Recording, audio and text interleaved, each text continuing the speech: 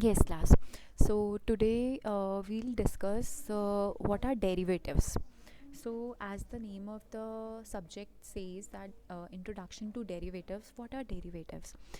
Derivative products initially emerged as hedging devices against fluctuations in commodity prices, and commodity linked derivatives remain the sole form of such products for almost 300 years. So basically, what are derivatives? Derivatives are a kind of hedging instrument, right? Now you will ask, what is hedging? For example, you want to invest in stock market today, right? And maybe today you want to invest in a share, and the price of the share, for example, today is rupees 10. So today the price of the share is rupees 10, right? And you want to invest in, for example, any share, ABC share, right? You want to invest in a share today, and today is 1st March, okay? 1st March 2021. You are just checking out the price of the share today, and the price of the share is rupees 10. But you don't you have bought this share today only, right? So today you have bought the share at rupees 10, and for example you want to sell this share after 3 months. So your holding period here is holding period for this share. You are going to hold this share for 3 months only, right? And after 3 months you want to sell this share and recover your money. So obviously you are not going to buy a single share, right? Because there are, if in stock market you can buy shares in lots. So the price of the share here is rupees 10 only. So we can say that there are different lots available. So for example, the minimum lot available for the share is rupees of 100 shares. So you are going to buy 100 shares of 10 rupee each today. So which means that the price of the share, the total amount you have invested today is 1000, right? So you have invested 1000 rupees in the market today in ABC share on 1st March 2021, and you are going to hold the share for the next 3 months, right? So obviously when you are holding a share for next 3 months, you have certain expectations in mind. You are not going to just invest in the share to block your money. You want to earn something out of it, and you think that after 3 months its price should go up. Obviously whenever an investor is buying today, so he would have certain expectations in mind that he's going to sell the shares after a certain period of time, maybe 3 months or something, and he's going to increase his money, multiply his money. So maybe as an investor, I believe that after 3 months the price of the share would become rupees 13. This is my expectation. But obviously market is uncertain. We never know what is going to happen in the market. Because of this fear that what is going to happen in the market, many people who have a lot of extra money with them at home, they do not invest in share market, because there is a sense of uncertainty involved in the market. So because of this uncertainty, many people do not invest their money in market, that today if I'll buy this share at rupees 10, whether this share is going to reach at rupees 13 after 3 months or not. I have this uncertainty, this anxiety in my heart, that whether I'm going to earn something out of it or not. Because of this reason only, stock markets before 1990 or something, 1990, people were not very willing to invest in stock markets, because there is a risk. It is a kind of gamble for them. To overcome this gamble feeling, or this anxiety, or this fear, government has launched a new type of instrument in stock market, where investors can feel a bit secured while they invest in the market. There has to be a sense of security, that yes, even if I'm investing in the share today, I am going to earn something out of it, right? So I want to avoid my risk. So this avoidance of risk is called basically hedging. Okay, so just a second, guys.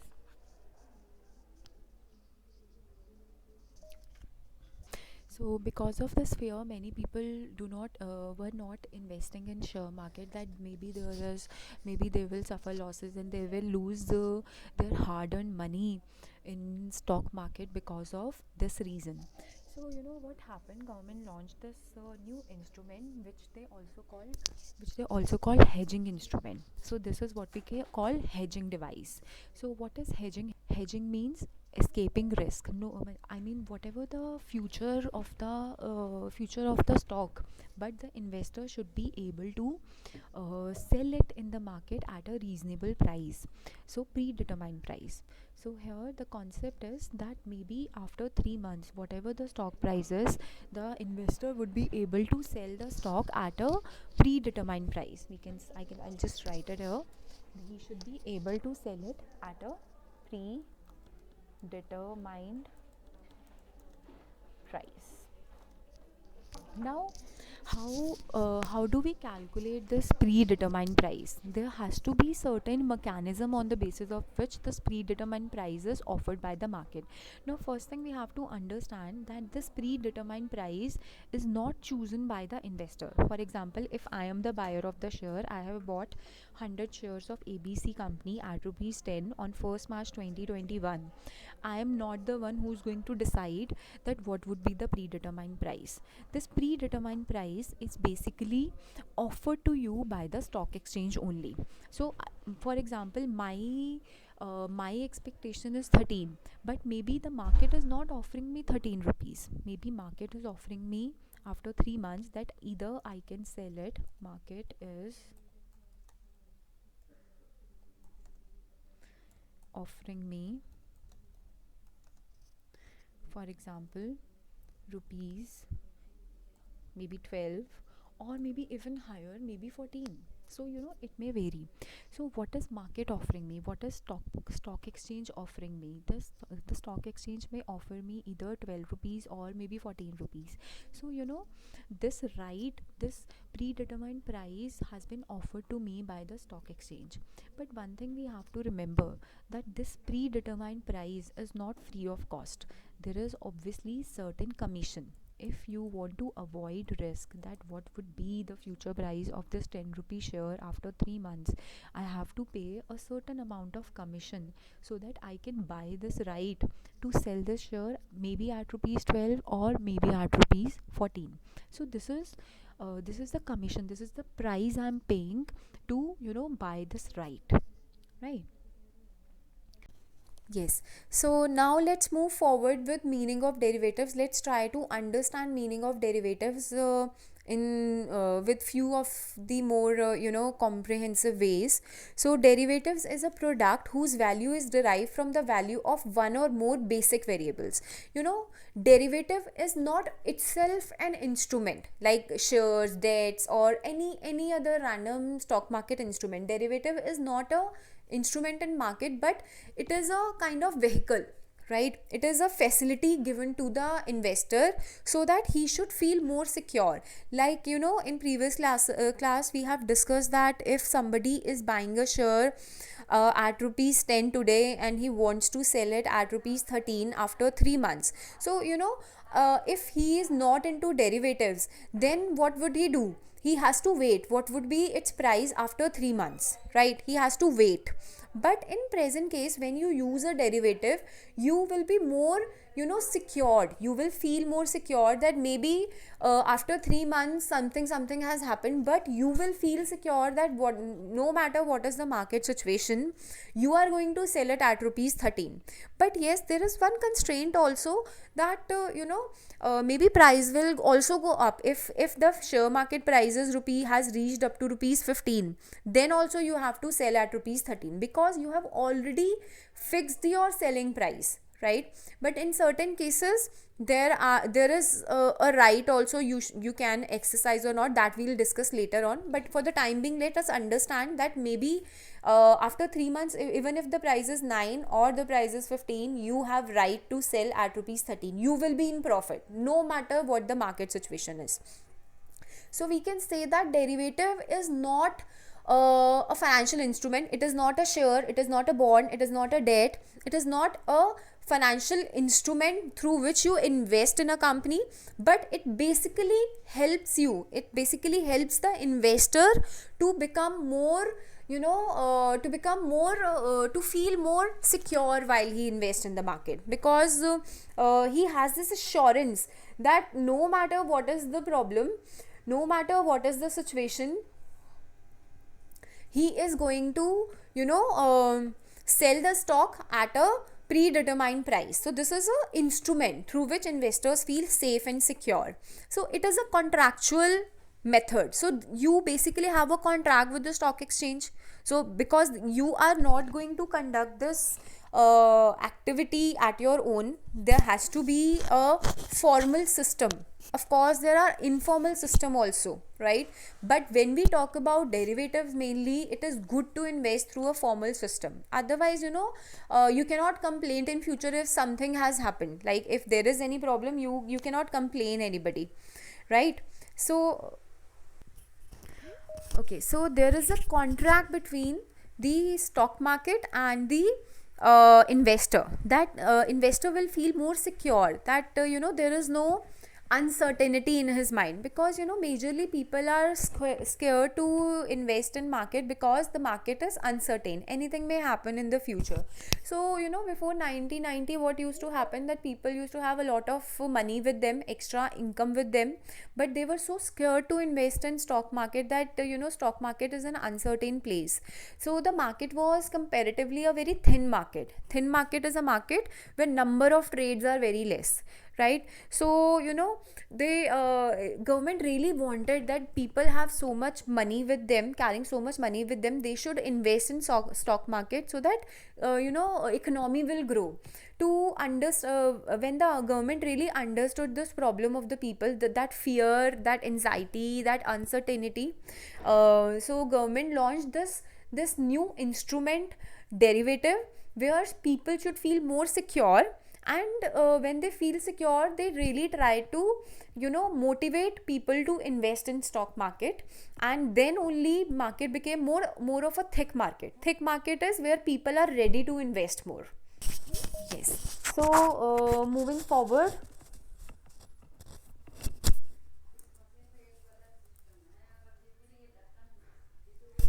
yes, so the underlying asset can be equity, forex, commodity, or any other asset. So this derivative instrument can be applied to any kind of asset. There is no hard and fast rule that derivatives, this future contract, can be applied only to equity or to forex or to commodity, but it can be applied to any type of asset. It can be equity, forex, equity, currency, gold, commodity, debts, anything whatsoever. On whatsoever instrument you want to apply, you can apply derivative, you can apply a future contract on that commodity, but the only requirement is it should be tradable on the stock exchange.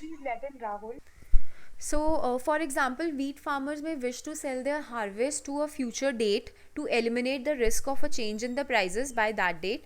Such a transaction is example of derivatives. So, this is the simplest example of derivative.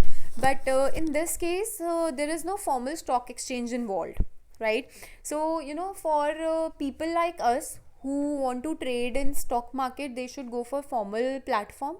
But in in rural areas, or maybe in informal sectors of the economy, there are informal derivatives already running in the society even before 1990. This formal system has come into existence only in after 1990, when stock markets were introduced. But before this date also, there were stock markets, there was informal system on which derivatives were actually working, right? So for the simplest example here, as it is given to you, that a farmer who has produced, he is going to have a deal with the vendor, that he is going to sell his harvest to him on a predetermined price. At times it happened that the harvest has been very good, right? So it causes to a decrease in the price of the harvest. So in that case, obviously farmer will suffer loss. So in that scenario, what will happen, he will have a predetermined deal with the vendor that no matter what would be the rate of the harvest, I am going to sell it at this predetermined price. So basically he tries to safeguard his future returns, right? But obviously there are ifs and buts. In informal market, there is no guarantee whether the vendor is going to execute the deal or not, because it is informal. There is no paperwork or something. That's why it may or may not be executed in future. But such kind of informal markets basically runs on word of mouth, on goodwill.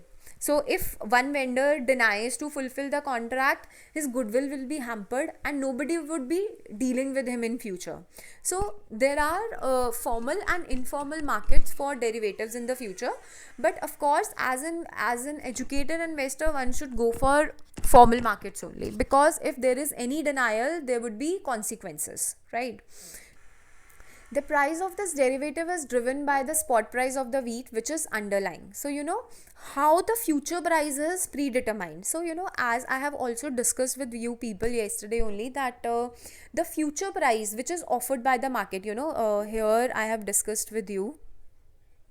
So here I have discussed with you that this future price, this predetermined price at which the investor is going to take a bid, 13, this is determined by the stock market only, right? Now in case of informal markets also, this price can be, so this future price is basically determined by demand and supply forces. So this 13 is going to be calculated with the help of only demand and supply forces, right? So in Indian context, the Security Contract Regulation Act 1956, SCIA, so this is the full form, SCIA, defines derivatives as following: a security derived from a debt instrument, share, loan, whether secured or unsecured, risk instrument or contract for differences or any other form of security.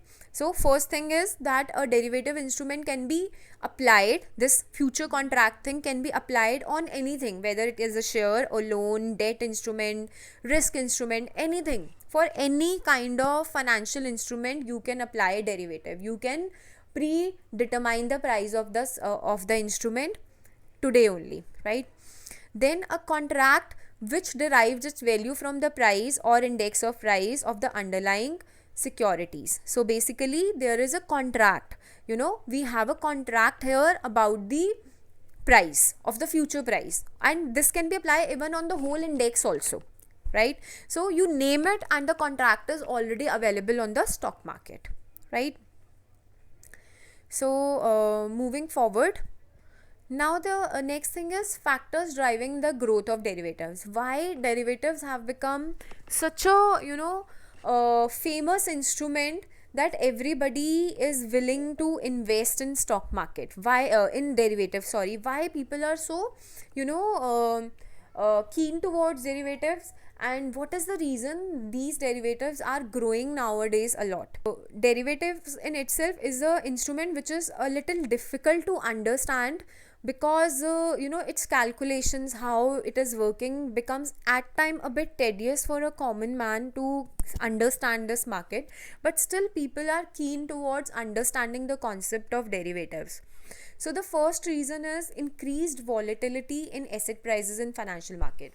Now let us first understand what is volatility. This term, there are so many financial terms which we are using in this subject. So let's first understand what is volatility.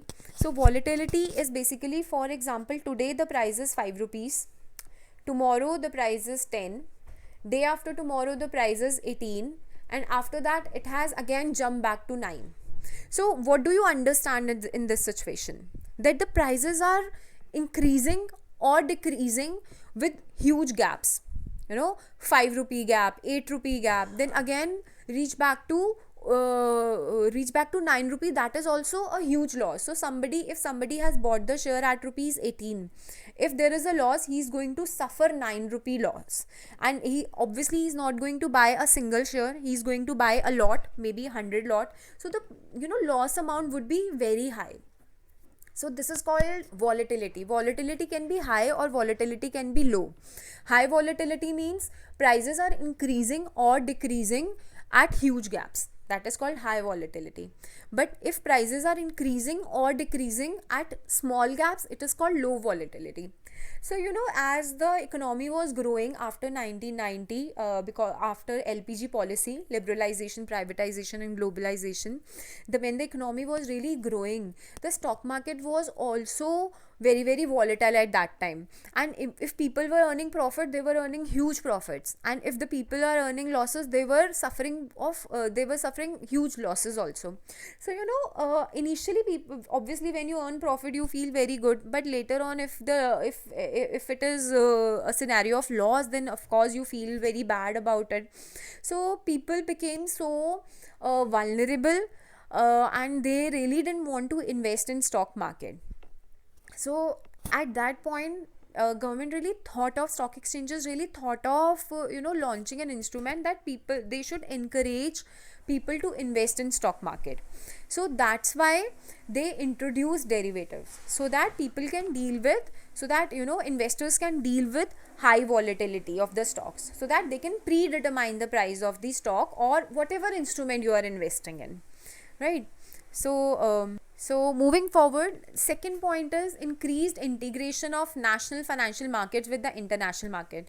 So before 1991's policy, LPG policy, India was a closed economy where India was not dealing with many other countries. There were no stock exchange, but there was no foreign exchange of goods and services or foreign currency. So the market was quite stable, but obviously it was not earning as such. But after 1991's LPG policy, things became quite different, and India was dealing with the world at that time, and world became a global village where you can invest in the stocks of any country. You can buy stock of any country, you can deal with any country. So because you are dealing with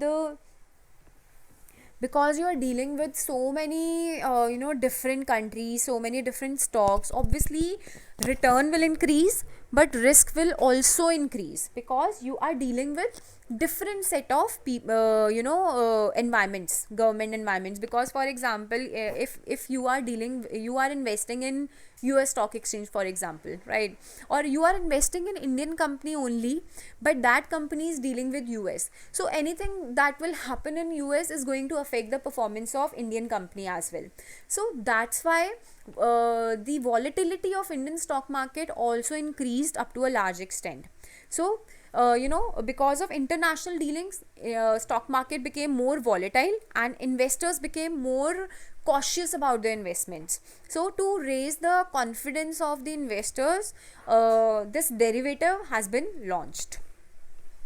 Next point is marked improvement in communication facility and sheer decline of their cost. So it is very important. Earlier there was not a formal system where people used to go and invest. I mean, people used to gather at one place and they used to shout out their bids, and there was no formal internet platform, I would say.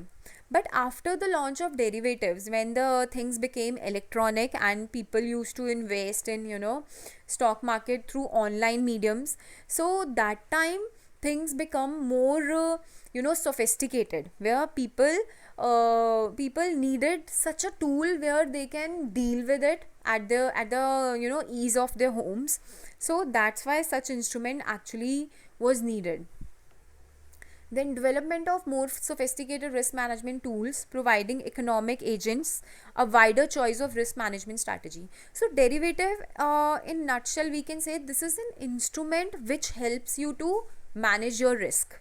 Ultimately, what are we doing? We are managing our risk, that we need to be sure that maybe whatever may happen in the future, I am going to sell my stock or debt or any other instrument at a predetermined price. So this derivatives actually help you to become more secure and manage your risk. Okay. So the next point is innovations in derivative market, which optimally combine the risk and return over a large number of financial assets, leading to higher returns, reduce risk, as well as transaction cost as compared to the individual financial assets. So here the problem is here the problem is, earlier the problem was that people were not able to manage things. Risk was very high and return was not so sure. But after the launch of derivatives, people were sure that this is going to be my risk, this is going to be my return. So there was a sense of surety among investors, and it really helped the economy to grow also, because people were ready to invest in stock market. Okay, so let's discuss what is a forward market. um, Ma'am,